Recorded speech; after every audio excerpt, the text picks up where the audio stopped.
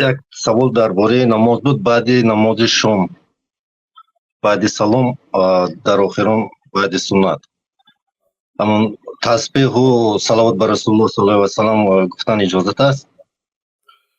بعد نماز 5 وقت نماز سبحان الله 33 مراتب، 33 مراتب الحمدلله، 33 مراتب الله اکبر، 1 مراتب لا اله الا الله وحده لا شریک له تا آخرش، و اینچنین قرائت آیت الکرسی و سوره های اخلاص و فلق و ناس سنت است بعد 5 وقت نماز.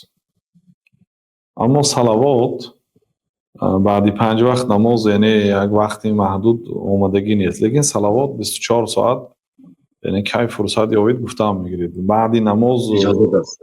همچون قانونی باید بعد نماز گفته شود ندارد، آخری نماز دارد. هر نماز پیش از دعا صلوات دارد. بعد اتحیات صلوات ابراهیمی هر دوشم میخونید بعد سلام میدید، لیکن بعد سلام یگان جا نگفته است که فلان وقت بعد نماز فلان صلوات گویید، لیکن در ذکر صباح و در ذکر مساء بله 10 باری صلوات آمدگی هست. 10 بار سحر 10 بار بیگانی صلوات میگید.